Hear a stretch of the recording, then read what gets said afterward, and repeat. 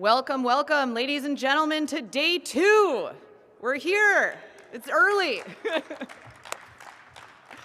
Thank you guys so much for being here for the Oregon Wine Symposium live and in person. We are very excited to have you all here today. We are especially very pleased at those of you that traveled from other areas other than the Willamette to be here.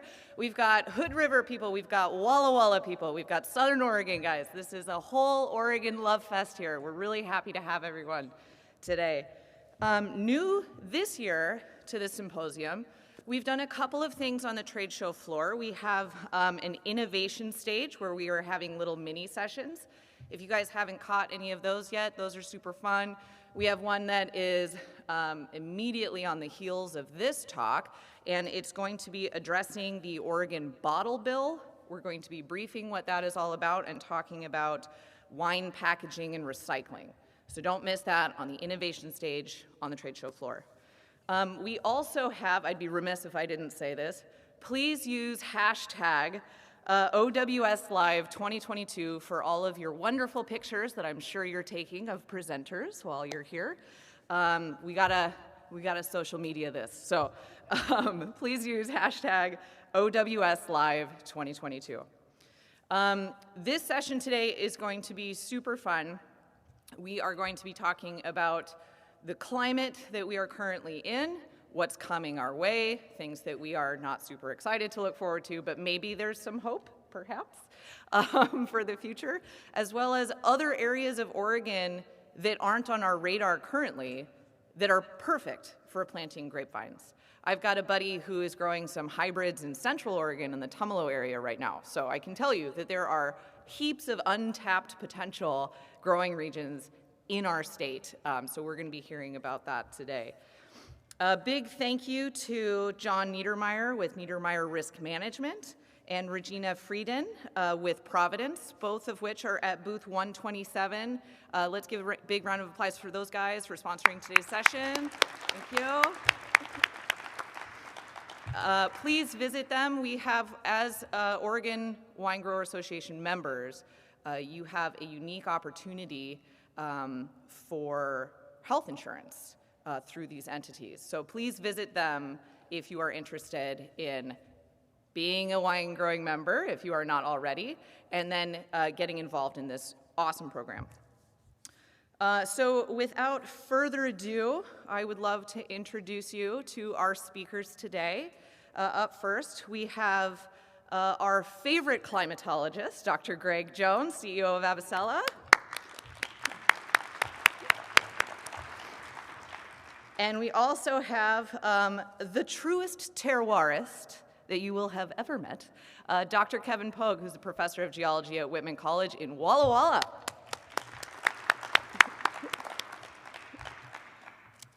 All right, so without further ado, I will turn it over to these gentlemen, and thank you guys so much.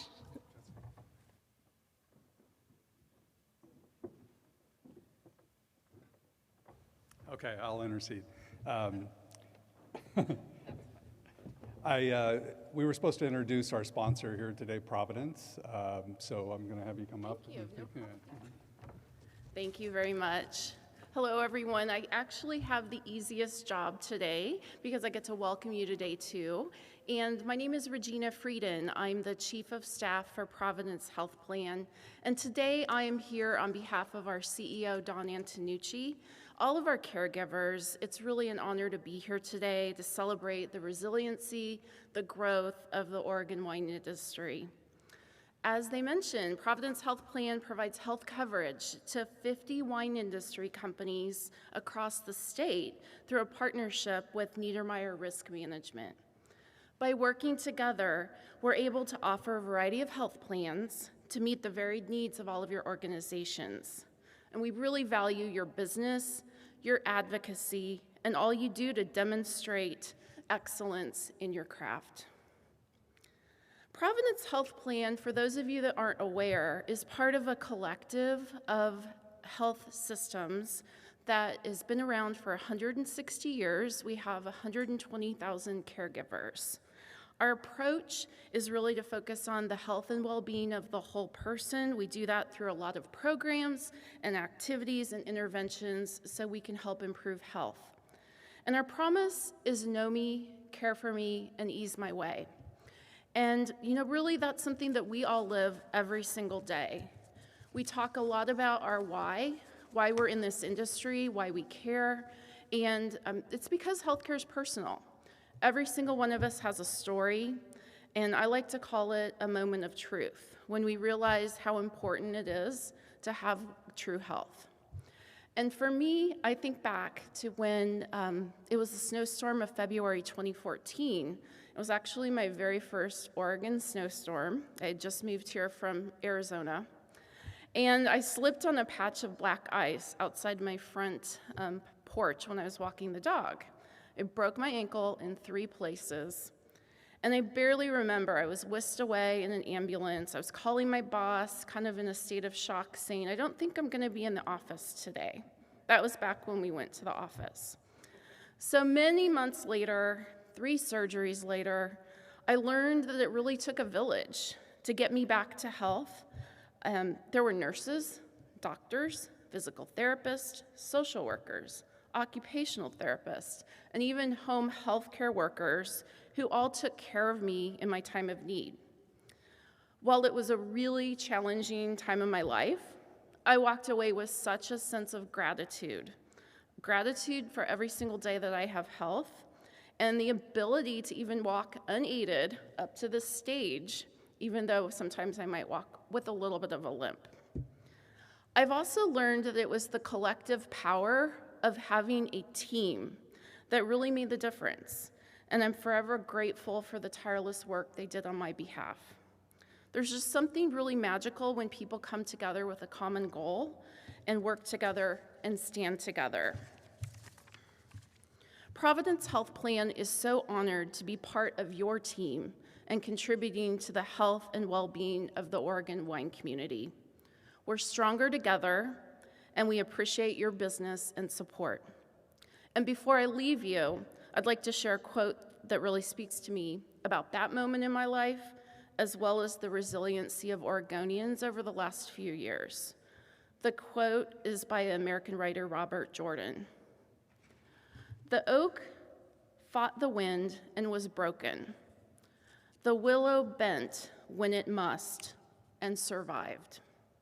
Thank you very much, and enjoy your program today.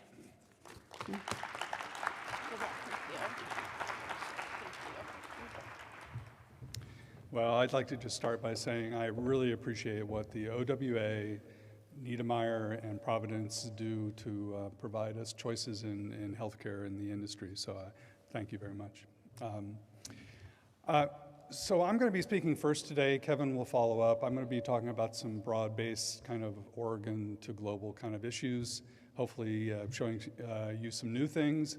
Kevin will, I think, provide some really interesting insights into what he sees as some of the changing landscape in eastern Oregon and Washington. But before I get started, I wanted to ask, is anybody in the audience who planted grapes in Oregon in 1960s? Anybody? No. How about 1970s? Boy, I thought I was going to, is there, I'm sorry, I can't see it. There you go. Would everybody go over and say thank you to this guy? Yeah. The reason I ask this is that knowing what I know today about weather and climate in Oregon, if somebody in the 50s or 60s came to me and asked me if they should grow grapes somewhere in Oregon, I'd probably say you were nuts. I mean, the weather and climate was not very conducive to what we do today. And again, I think that the people who planted grapes, your parents and others that were considered pioneers, were doing it in a very inhospitable environment and taking what could be the best vintages, maybe 1 in 6 years, 7 years, 8 years. And we live in a different world today, a very, very different world climatically. And I'm going to try to describe some of that through talking a little bit about our past, a little bit about where we are currently, looking at our future, and then talking about some of the suitability issues that I see for viticulture in Oregon. So to go to our past, just a couple of slides to kind of put this in perspective. This is a diagram from Berkeley Earth, just showing data going back to 1850 here globally. This is land average temperatures, and you can see early on in the record, we didn't have quite as much confidence because we had fewer observations. The data might not have been quite as good, but we really have been able to fine tune that. And where we are today, since about 1980, there's some variation there about from our climate or from our temperatures, but it's mostly linear in terms of the increase in temperature over time. And we'll come back and talk about this here a little bit more in a few minutes. It used to be that the multiple agencies around the world all had quite different kind of perspectives on what the temperature trends were.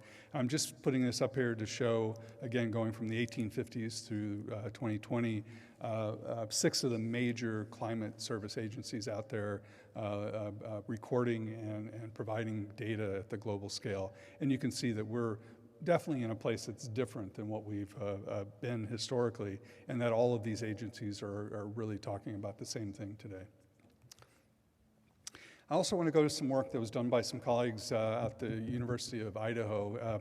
The lead author now is at the University of Merced, but this was some work done at the Pacific Northwest level, looking at temperature trends over different seasons and then over different decades.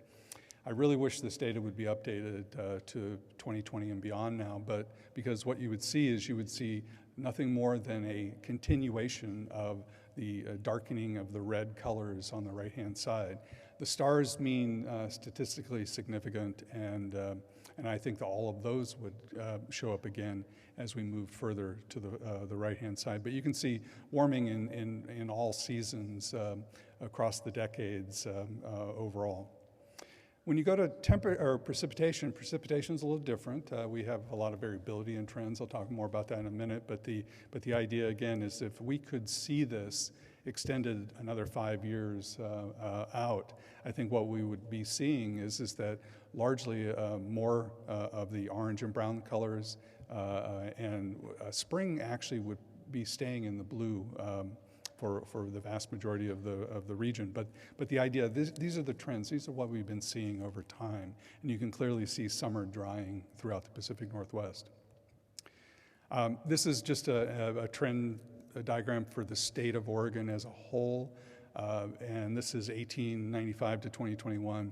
We've already warmed on average by 2.2 degrees Fahrenheit across that a century there. The growing season is just a little bit more than that, but just to give you an idea of what that trend looks like. You can also go to any one of Oregon's climate divisions. This is how the climate science community organizes data for the country. We do it by these climate divisions, and if you do this, you can see that all climate divisions are warming, some just slightly more than others. East side warming a little bit more than the west side, but you get the idea that we have warming going on everywhere. You can also look at the growing season, as I said, and you can see similar kind of trends, but you can also see this for other western states and climate divisions from California to Nevada to Idaho to Washington. This was some work I did many years ago, and I updated it to 2015, and this is just a summary of what I was seeing across 13 stations that were qualified as quality stations in the state. And we're looking at many, many different factors in here. And just to give you a perspective, the baseline is that we have warmer temperatures overall. You can see growing degree days are up, average temperatures are up, minimum temperatures are up slightly more than maximum temperatures, ripening period temperatures have gone up, and then the number of days over 95 have gone up across all these stations. Again, I need to update this into 2021 and further, and I'm sure it would just show nothing but higher numbers. We also know that cold events are changing as well, and this data through averaging across in all of these regions shows that cold events are declining, and we have changes in frost timing, but it does not mean that cold events go away. And that's a really important factor with all of this. From a rainfall perspective across these locations, winter precipitation, of course, is highly variable, but there are some trends in some seasons, and especially during the bloom period, we are actually seeing a slightly wetter characteristics across these wine region weather stations, and then the ripening period is actually getting mostly drier. So some interesting trends there. You go to the Willamette Valley, I have to mention what this kind of data is showing here. This is growing degree days in the Willamette Valley as a average across its entire region. All the weather stations accumulated across there. It's in that climate division number 2 that you see on the diagram. And so the big point I want to make here is that, of course, there's lots of variability in the data here, but if you look at the 1895 to 1990 average, playing at about 1648 in terms of the number there, and then you look at the 91 to 2020 average, it's 1919. So we're in a different place, clearly, in terms of if you look at heat accumulation as that ability to ripen fruit here in the state, or in the Willamette Valley. So if we go and move off of some of that history and talk a little bit about kind of current conditions, I mentioned some of this in the virtual symposium that we had, what was that, almost a month ago now? Just to go to 2021, it was the 6th warmest year on record, and the last 7 years have been the warmest ever that we've had at the global scale. The one place you can see there on the map that's blue is the tropical Pacific, where La Nina has been in place for a good portion of 2021, and so that cooled that area down. This, for the global standards, it's the 45th consecutive year where temperatures have been above average.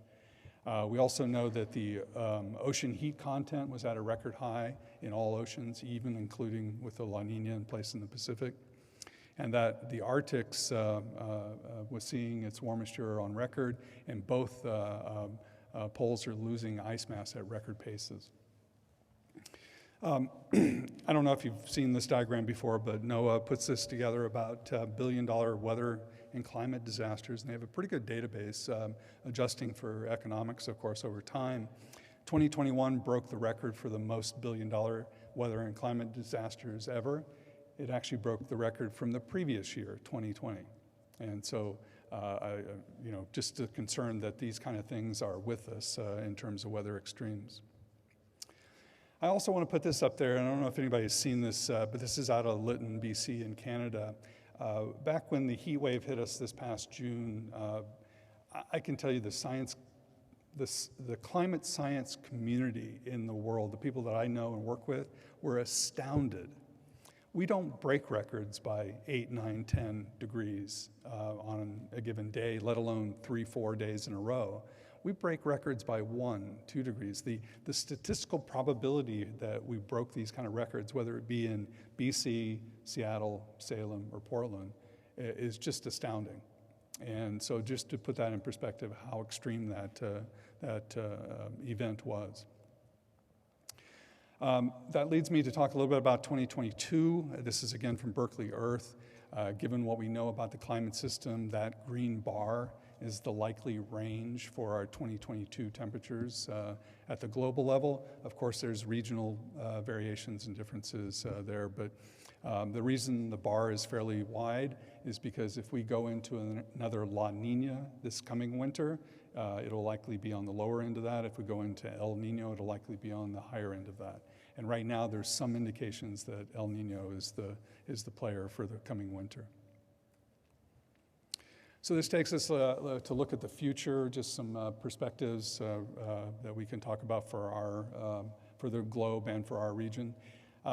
Persistence is a really important word here, and I think this is really important to understand, that our climate system doesn't make big changes unless some kind of external perturbation occurs. Volcanic eruptions, solar activity, other things that might be very kind of extraterrestrial could be very problematic, of course. But given where we are, persistence in the climate system tells us this is likely where we're going over the short term. This is from the UK's Met Office, and multiple agencies have similar kind of characteristics to it, but that's the window that we're playing in probably for the next 5 years or so. If we look at longer term changes, of course you guys have seen some of this stuff again, Berkeley Earth again. If you just take for perspective that we've been linear almost since 1980, if we continue on that same pathway, 2023, 2.7 degrees Fahrenheit, 2059, 3.6 degrees Fahrenheit at the global level, which means regional areas are likely going to change a little bit less to a little bit more in terms of perspective. If you look at kind of some of the data from Oregon, this comes from the 5th Oregon Climate Assessment Report. It's available through OSU, the Oregon State Climate Institute. You can see the data here going historically. Everything in blue in the bars, it was a year that was colder than average, and everything in red is a year that was warmer than average. And you can see that point there where the band changed from gray to red and orange. That's moving us into a period that we were modeling to see kind of what future climates would be. And you can see that the modeling efforts by 2020 were reasonably accurate. We did have, of course, 2010 and 11 that were a little cooler than average, but everything else is following along that same pathway. And the reason that this is important is if we continue in our same use of fuels and continue loading the atmosphere in the same rate, we're likely moving into the realm in that darker line going up at a little bit more than linear in terms of warming. You can look at precipitation in the same way, but I can tell you that precipitation, just like it's hard to say exactly when and where it will rain tomorrow, modeling precipitation into the future is much more difficult. The dynamics just are very complicated. But if you look at this is kind of where we're headed. Oregon is expected to have a pretty wide range in terms of percent changes. Some declines in some regions, some areas getting more, and we'll talk a little bit more about that here in a minute. I want to talk about distribution changes because this is what we live in when we talk about climate. The weather is what's occurring outside, but historically the climate is what we are trying to put a framework on. If you take all of our data across the growing season for the Willamette Valley and you put it into a standard deviation framework like this, this is what it looks like over the long period of time, 1895 to 2021. If you go to our climate normal from 81 to 2010, we were playing almost a whole standard deviation above average. If you go to the most recent 91 to 2020 normals that were released, we were about 1.4 standard deviations above normal. If you go to relatively conservative modeling in the future, we're projected to be somewhere in the 2020-2040 range, about 2 standard deviations above average. If you go to 2040 to 2060, it's closer to 3 standard deviations. And these are fairly conservative models converging on a similar answer. The thing that I find most compelling right now relative to this is that our models are getting better, but here's the issue. 19 of the last 20 years have already been here. So the question is, are our models not quite capturing it, or are we really warm right now and we're gonna drop back a little bit in the future? It's a really hard call. I think that our models are a little bit on the low end of some of the perspective for the future. So now we can talk a little bit about climate suitability. The very first thing I have here is a map that was produced by Erica McCormick with Cascade GIS. Is Mike McNally in the audience? Yeah, there he goes. Mike has been working with Erica, and they're producing some new looks at the framework of viticulture and wine production in the Willamette Valley. And I asked Erica if we could work on putting something like this together. And this is just simply an average growing season temperature from April through October. And it defines broad suitability. It's correlated with growing degree days at 0.99, so it's nearly the same information. This kind of stuff has been mapped in cool, intermediate, warm, and hot climate categories at the global level, Oregon, United States, everywhere. So we have some really good information with this. And if you put this in perspective of kind of where we are, generally cool climates are considered to be everything in that kind of blue to the purple. Intermediate climates run from the gray through the orange colors there, and then warmer climates go up to about 67 degrees Fahrenheit during the growing season. And then hot climates, which we don't have any of historically in Oregon, are 67 to 72 degrees Fahrenheit. And So here we are, we're mapping this in our current climate normals of 1991 to 2020. So this is really good current data. And you can see the kind of the general patterns there. Let's just do a what if of modeling out climate in the future of 3 degrees Fahrenheit, which is pretty close to what a lot of the models are indicating right now.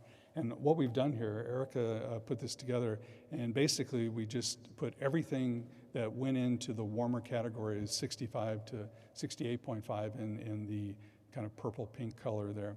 And you can see there's a pretty dramatic landscape change overall. First of all, there's almost no cool climate locations left in the existing regions in Oregon. At high elevations potentially and up some of the valley extensions, but very little defined true climate, cool climate regions left. A lot more intermediate climate locations exist throughout the state. And then some of our warmest locations today at 3 degrees Fahrenheit move into the hot climate category for wine grape production. If we put that into perspective, some of you have seen this diagram. I put this together on data that I collected over the past 25 years or so. The questions really come down to is if we look at these in this cool, intermediate, warm, and hot climate relative to what we know today about these varieties being able to ripen, the question for me is that can any of these varieties be grown economically at viable levels with typicity across quality, flavor, and aroma? It's a really big question. We don't have the evidence today to say that that's possible. So if we warm by a couple of degrees in the future, will we be put in a place we don't have experience with those varieties? I think so. What would you need to do in your vineyard to be able to ripen fruit at these warmer temperatures? There are some adaptive potentials out there, but they're limited based upon the biology of the vine, of course. And then this is the big one. What about the other 5,000 varieties we know so little about? So little about it. It's just amazing. We've boxed ourselves into a varietal world of, in the new world, viticulture, 50% of the acreage is planted to 7 varieties.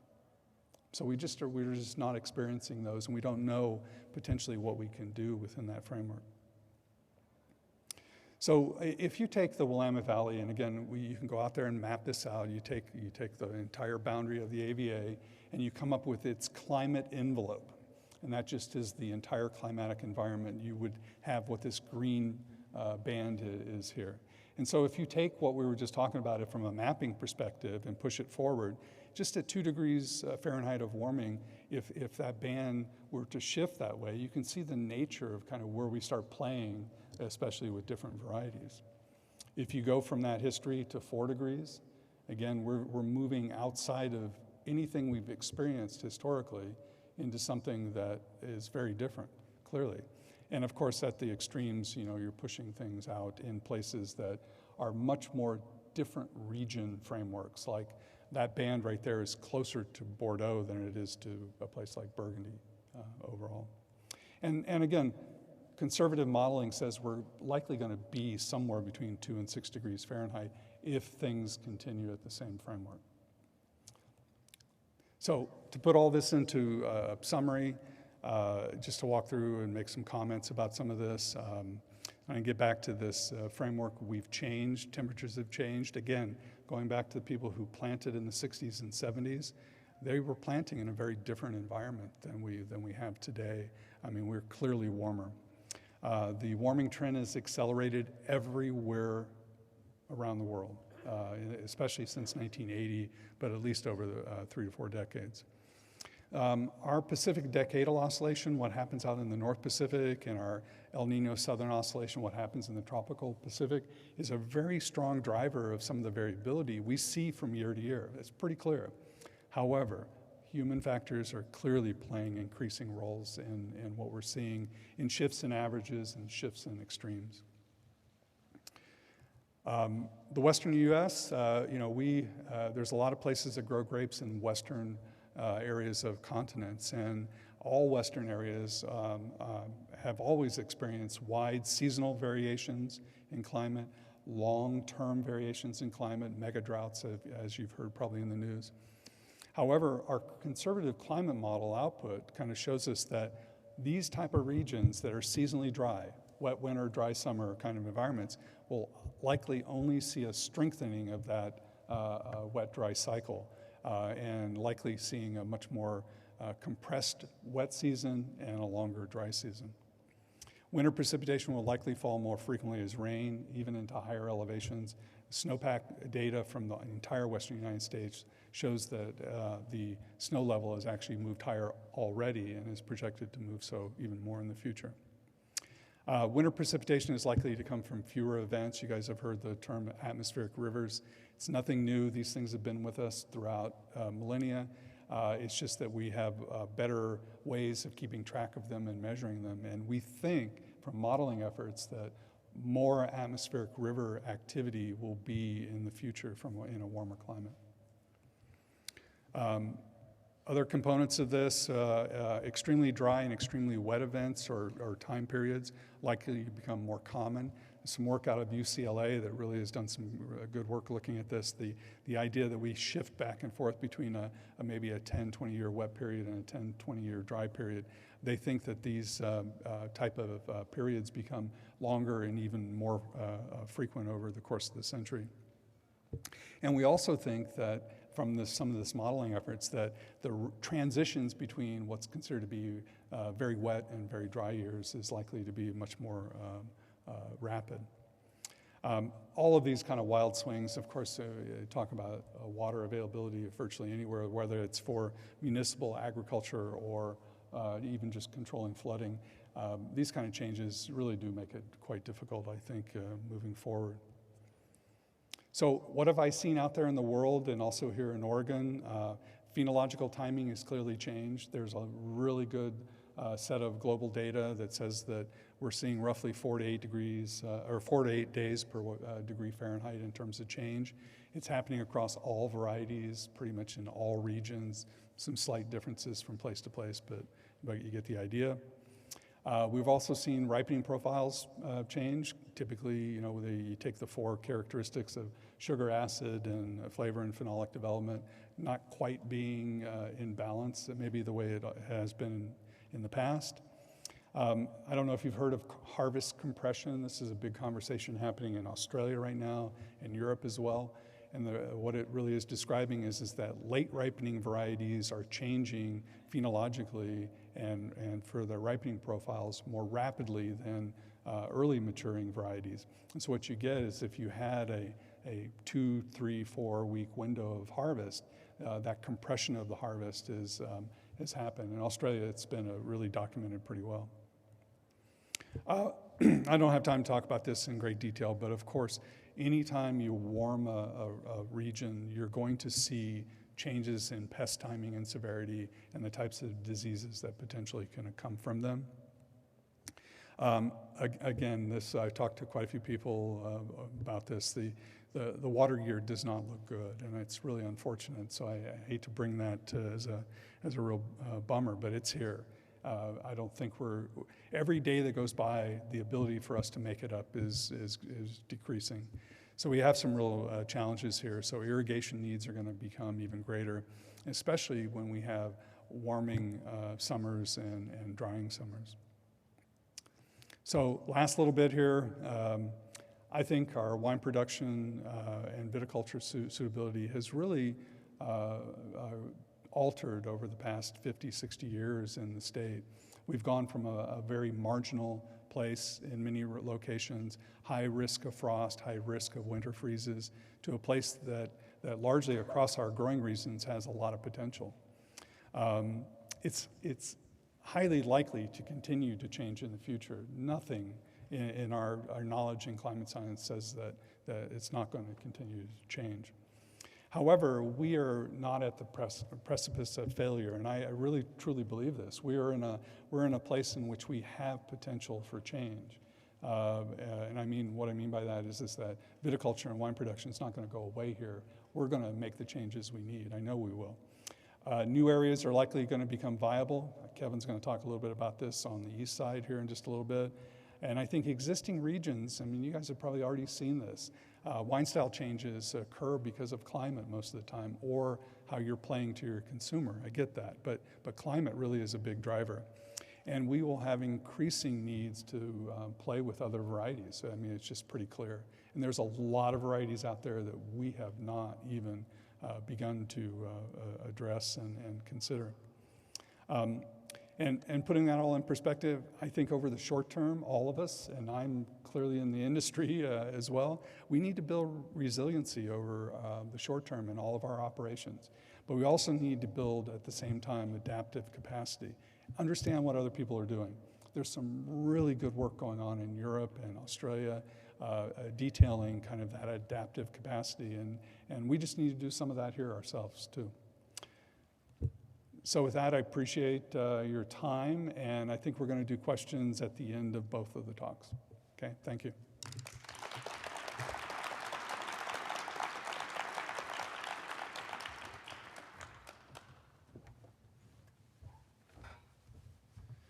Thanks, Greg. That was awesome, as always. I'm going to zero in on the eastern part of the state and talk about exactly the same things that Greg's been talking about, but get us more down on the ground and talk about things that are actually happening and using some of the more recent climate data to predict what could potentially happen in the eastern part of the state, where a lot of you probably think the conditions right now are pretty marginal for growing wine grapes.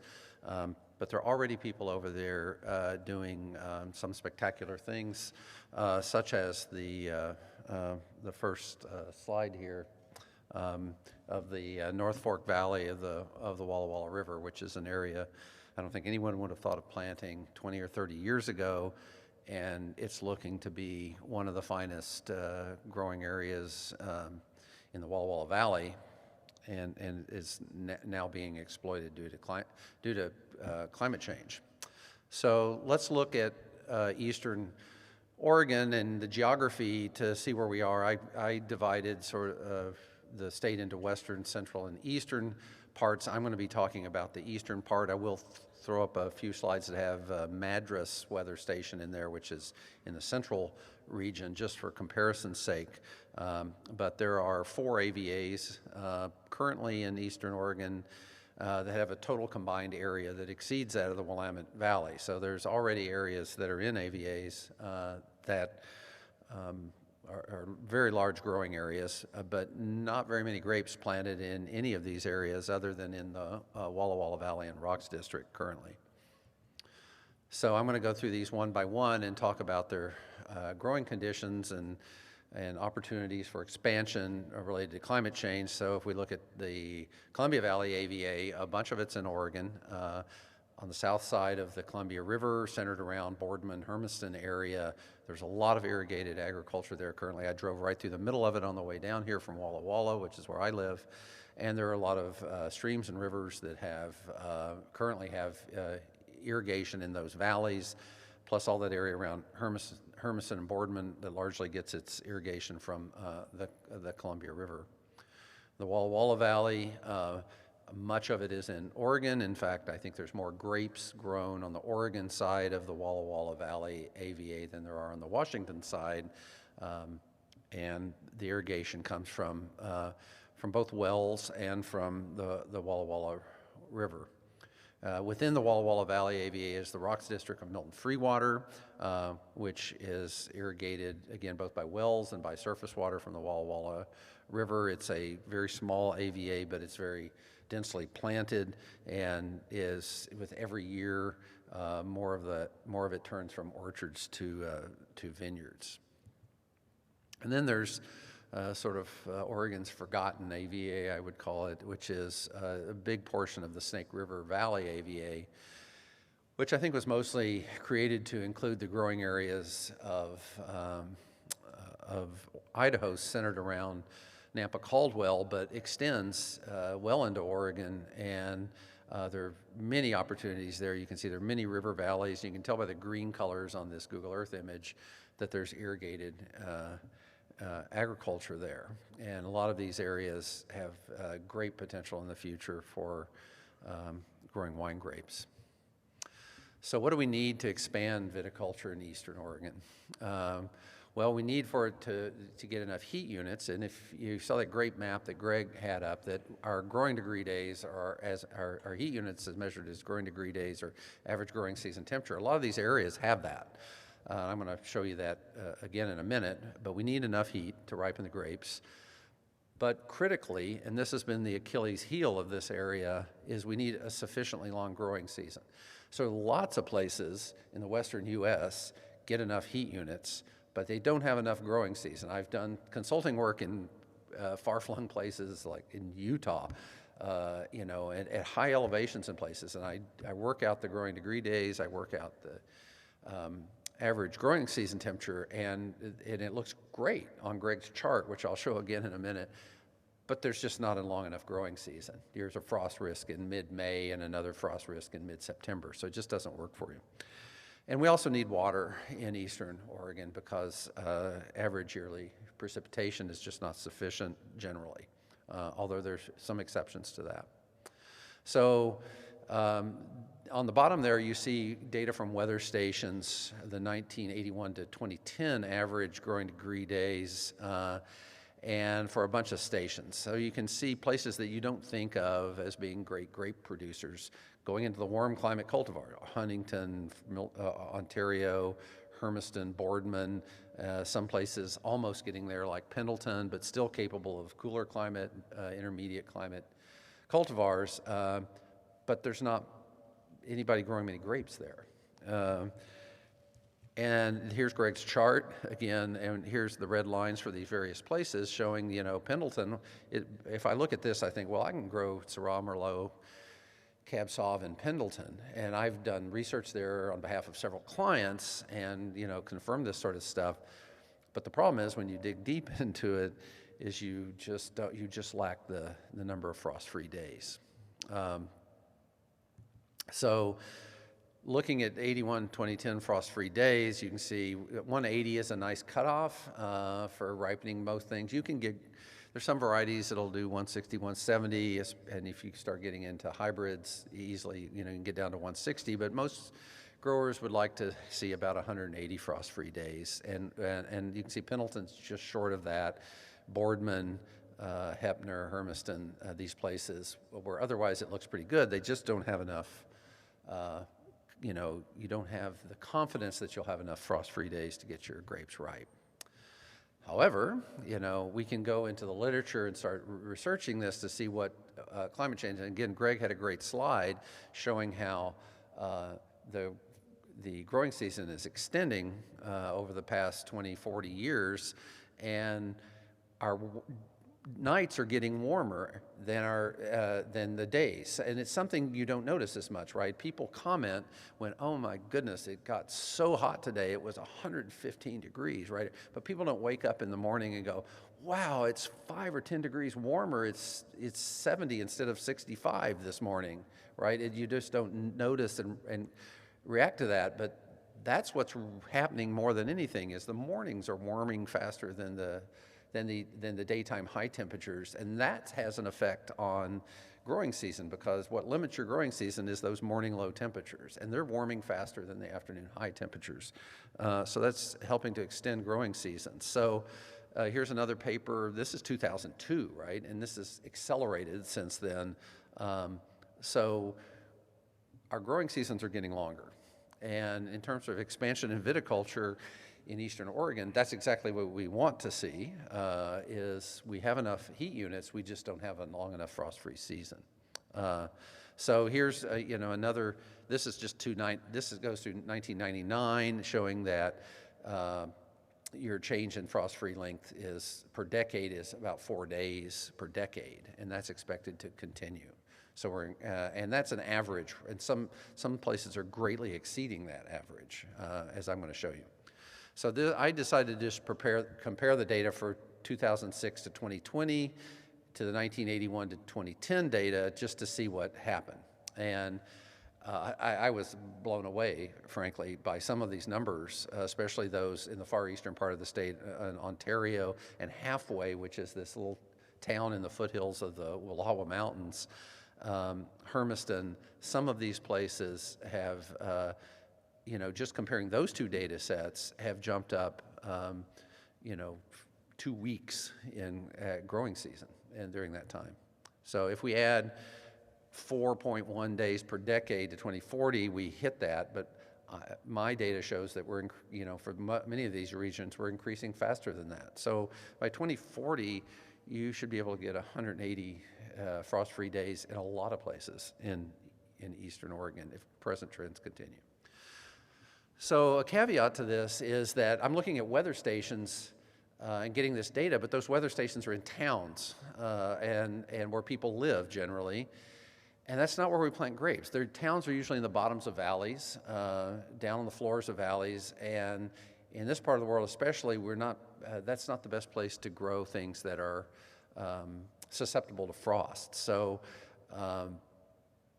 we have spectacular temperature inversions in the eastern Oregon and eastern Washington, so that the coldest temperatures occur down there on the valley floors, and the warmest temperatures are up on the sides of the hill. So you would not plant, if you looked at the Walla Walla AVA, there's about a third of it that I just consider completely unplantable due to the extreme risk of frosts because of temperature inversions and nocturnal cold air pools.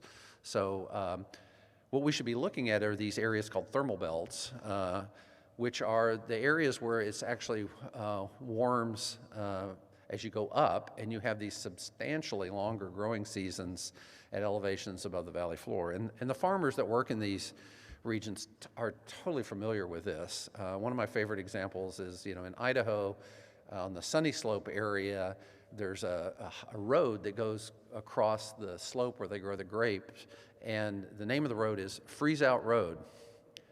And they love to tell the story about the Californians that came up there and planted a vineyard, and it failed miserably.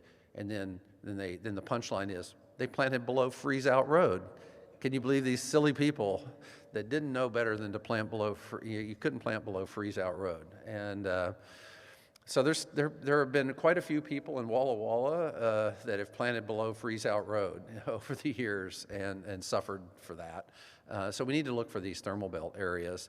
This is just data I took from a bunch of my stations and combined it with weather stations in the Walla Walla Valley to just show a typical, so this is about like a spring freeze event, right, where the minimum temperatures got down below 20 degrees on the 15th of April in Walla Walla, but up at 3,000 feet, they were above freezing, and the grapes up there didn't have any problem at all. This is really, I had a lot of fun making this one. This is for 2012 to 2016, looking at the frost-free days versus elevation, and the curve goes up everywhere. The craziest one is look up there at 2016. So we had a site that's 1,800 to 1,900 feet that had almost 300 frost-free days. That's 10 months. The last freeze was on February 8th that year, and the first freeze was December 6th. And so I'm just throwing this out there because it really makes a big difference what elevation you plant at if you're looking for a long frost-free season, especially in these valleys in eastern Oregon and Washington.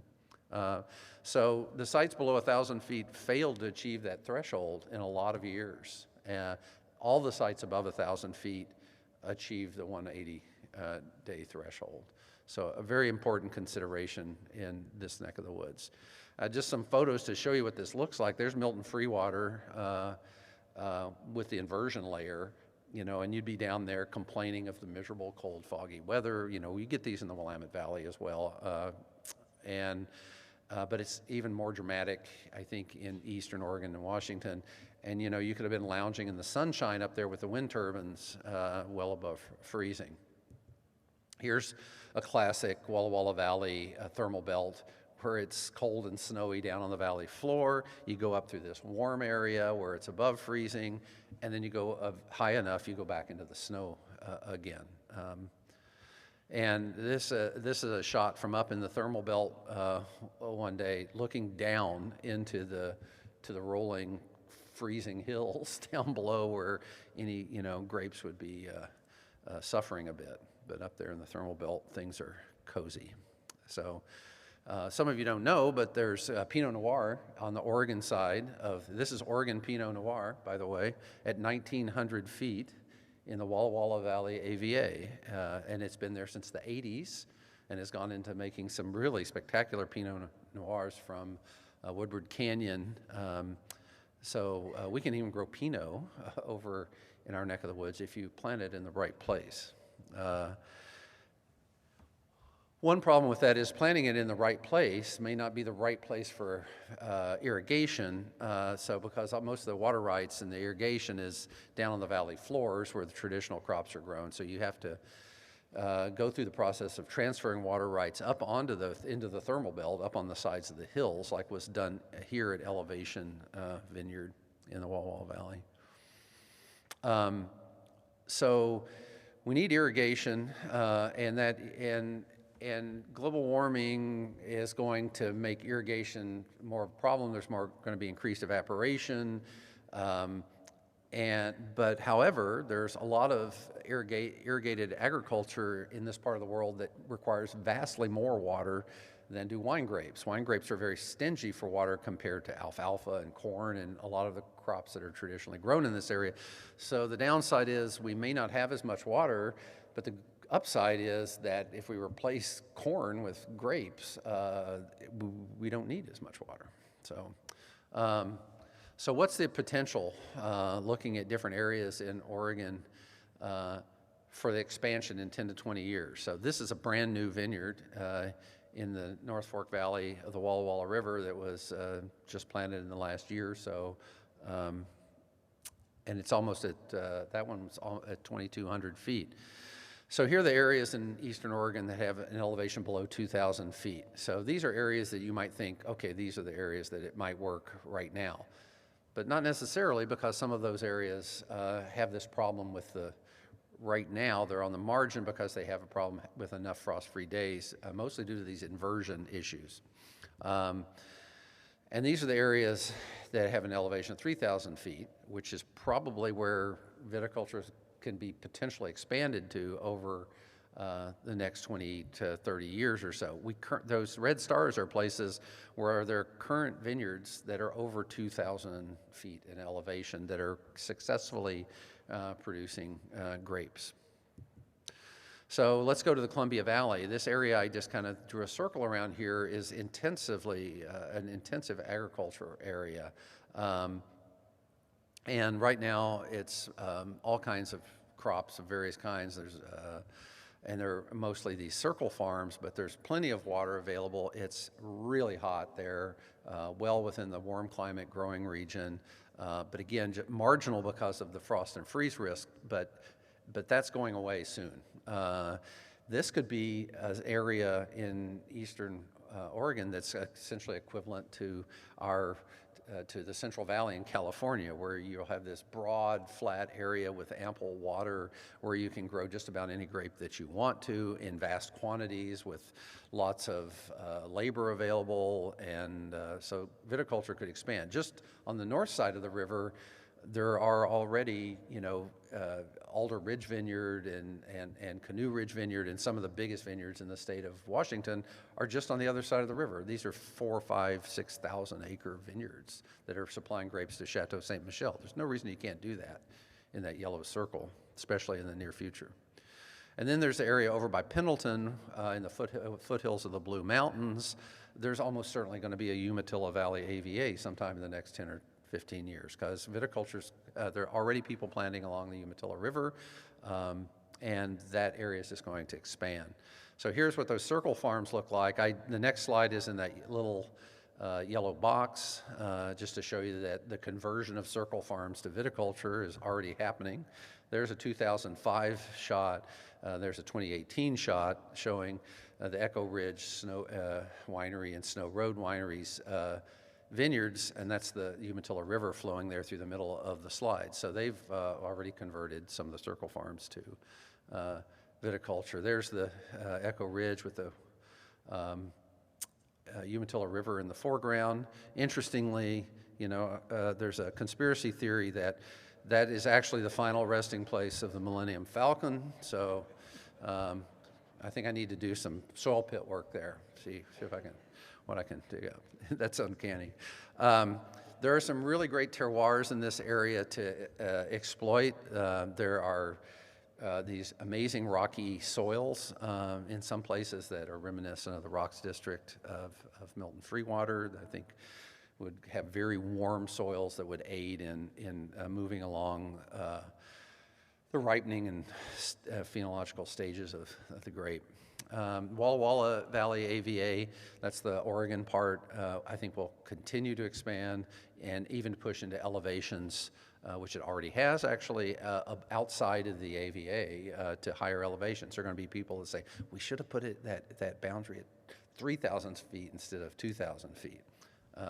So that's going to happen. There's probably going to be sometime in the next 10, 15 years a new North Fork Walla Walla AVA to take advantage of this, which is one of the most stunning grape growing areas I know of in the Northwest. There's a new planting there as well. It's just a really beautiful area. In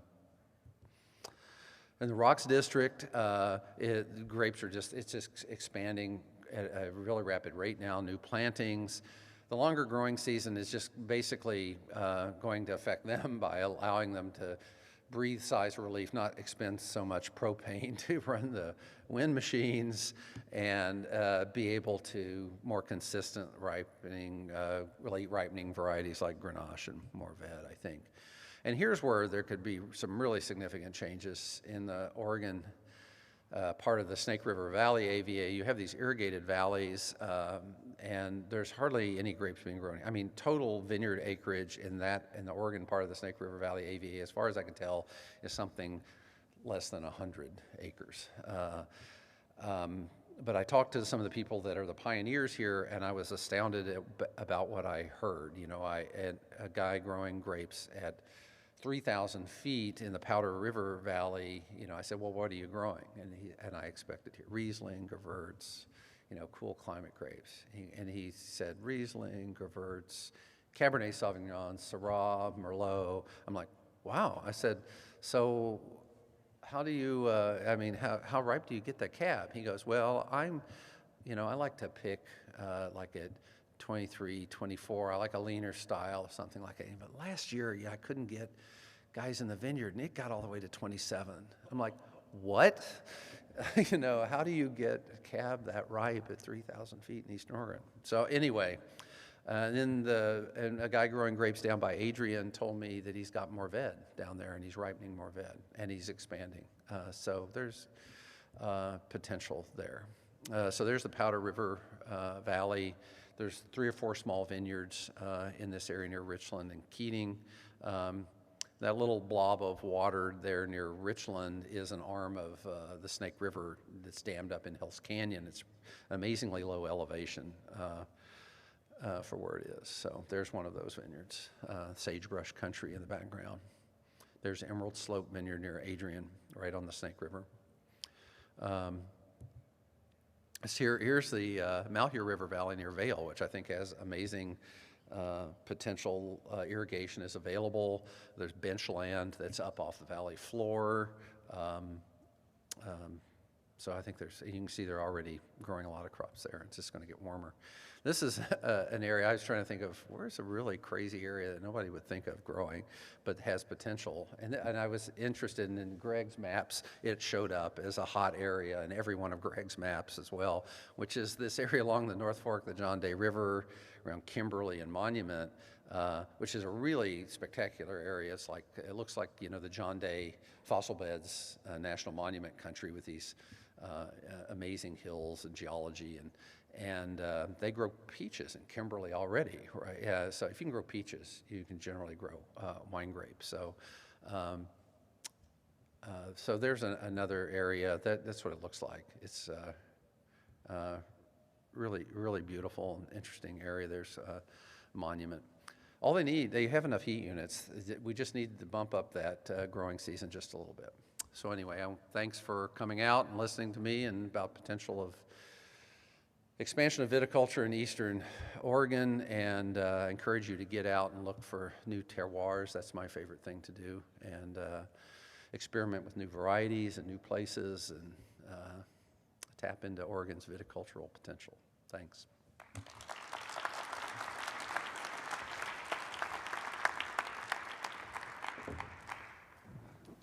Thank you guys so much. That was an awesome presentation. If anybody has any questions, there's a couple of microphones here in the corner. If you guys have questions about some of these cool new areas and climactically what we can expect for the future. See one's coming. Can I just say something real quick? I forgot to mention this earlier. Kevin and I are both from Kentucky.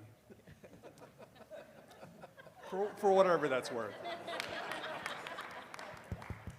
And we're very happy they're here now. So, yes, sir. Okay, I have a question and comment for both of them. Greg, thank you very much for the whole thing about the climate and that we are not at the precipice of failure. Where in the world are grape growing areas that are at the precipice of failure? And for Kevin, love it. I mean, the effects of the frost-free days, and very, very important.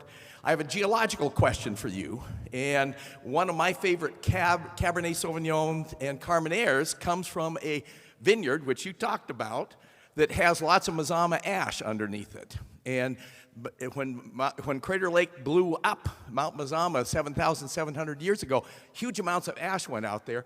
Do you find that as increasing the terroir diversity in some of the vineyards that you've been studying out in that part of the country? Thank you to both of you. Yeah, go ahead.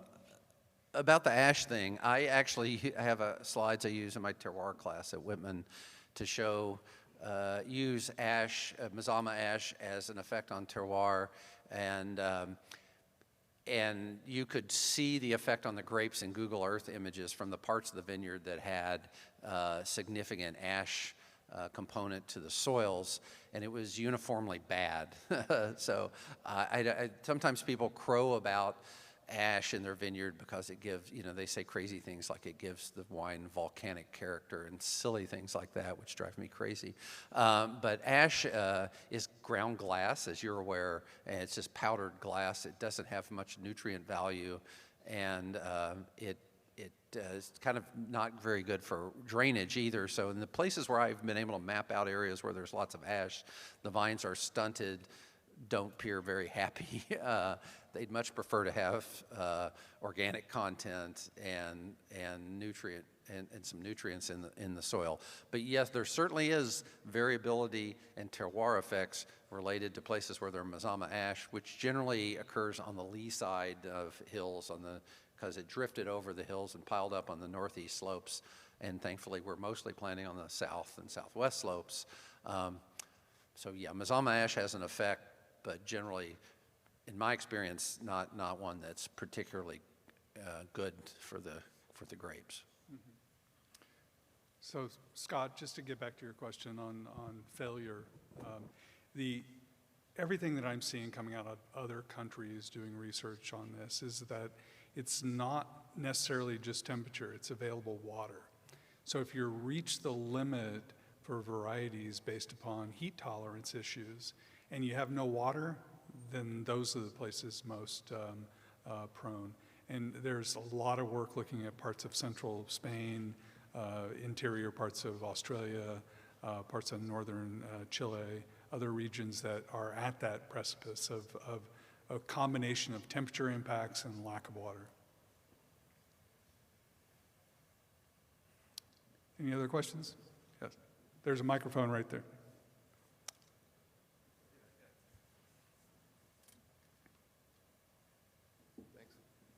I just have a question about GDDs, which is the gold standard that we use for phenology and viticulture. And my question is, we know that grapevines don't grow faster over upper 60s, and we know they don't grow at all over 95.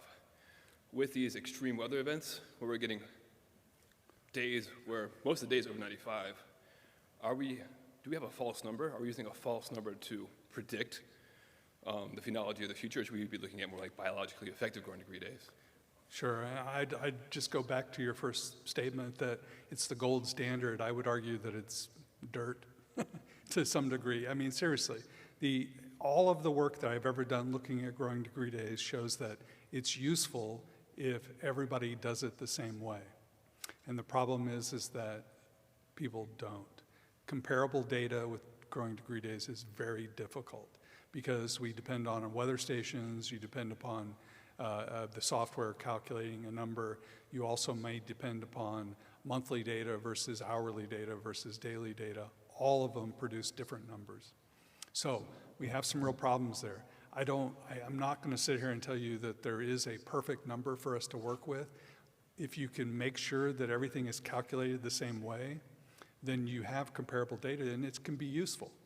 But getting back to the other piece of what you were saying is that upper limits, whether it be 95 or, to tell you the honest truth, it's probably different for every variety, somewhere between maybe 92 up to 102. And so then if you apply it to each individual variety doing an upper limit, then you end up having different numbers across varietal mixes. I do think that that's totally appropriate. The problem is that if you start applying an upper limit, you can't compare it to historical data that's published elsewhere because they haven't done it. So it's really a challenge. I do not have the answer, and I'll probably retire from all this before that comes. But I think that you just need to be careful in terms of how that's being calculated. And I know Kevin has run into the same thing as well. We actually, as I've had a famous email exchange, I think that went on for a couple of months, discussing the problem with calculating growing degree days and what was better, growing degree days or average growing season temperature. But you run into the same problem because are you using the average of 24 hourly readings, or are you just picking the lowest and the highest and averaging those? And that can be a completely different number. So Greg's absolutely right. You've got to compare apples to apples and oranges to oranges because you don't know. So I like in my data, I used all exactly the same data for comparison that I made myself using exactly the same kind of data. So I know those are comparable data, but if you just go out there and searching and pick, just like Greg said, you don't know how they calculated the data. Sure. Just to make a comment about Winkler regions as well. When Amarine and Winkler were doing their initial GDD for California, it was really a map maker who made the regions. It was a statistician map maker who took the data that they had collected from a few locations around California and divided it up into equal size units. And so the things that we call regions today, that are the gold standard, are really just created as a statistical artifact. And I think that arguably that whole thing needs to be looked at and redone in some different ways. And there's actually a better measure out of Europe that we don't use very much called the Hugelund Index, which is, it really truly captures some things that standard degree days do not. The problem is it's even more complicated to calculate because it has a day length factor and it pays more weight to maximum temperatures and other characteristics. So it works better, I think, but it's more complicated. Mine is another sort of GDD-related question. Are you aware of, or can you speak to research looking at the impact of higher nighttime minimums? You both mentioned this in your talks. I think that's becoming very significant because that increases plant respiration. But what's that doing to the whole ripening curve? Sure. The nighttime temperature warming is fairly evident in most places in the world. And really where this comes from is simply this. A warmer atmosphere holds more moisture. As it holds more moisture, nighttimes can't cool down as much as they would have historically. Some of the great differences here, when you make comparisons between Bordeaux and Napa has historically high daytime temperatures, cooler nighttime temperatures. Bordeaux has moderate daytime temperatures and higher nighttime temperatures. Yet they ripen similar varieties in different pathways, Kevin. So one's ripening much more with respiration and metabolism in the nighttime or in the margins of the day, night. So the issue is that, yes, that physiology has to change relative to that kind of warming.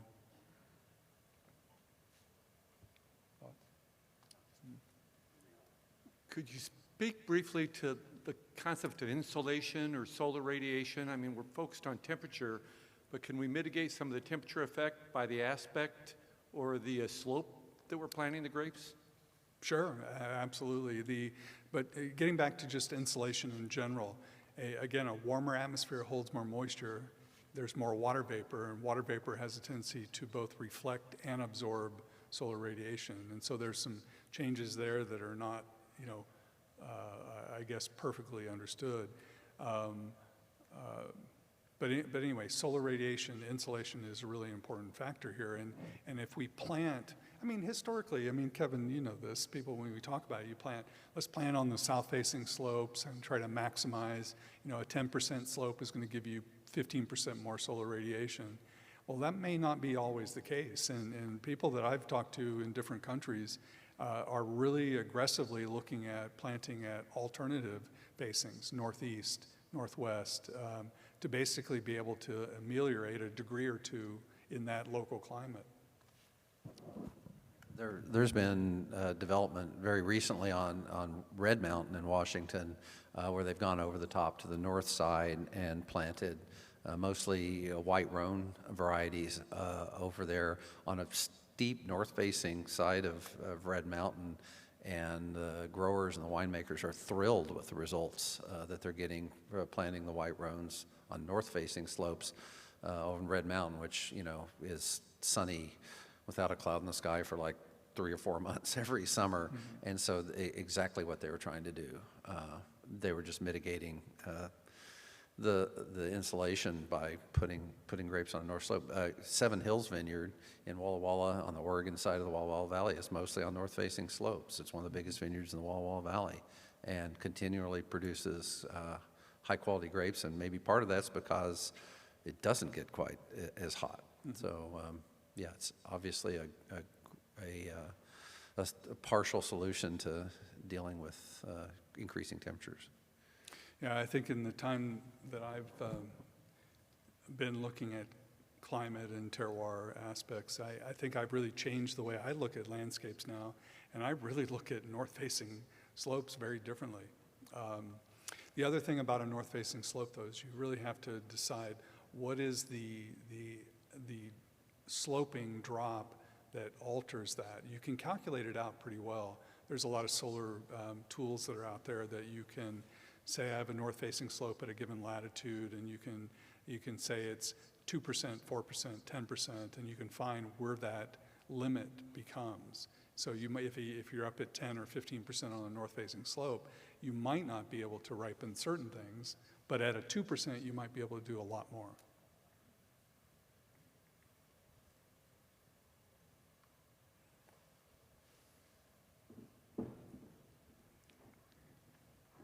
Other questions for these gentlemen today?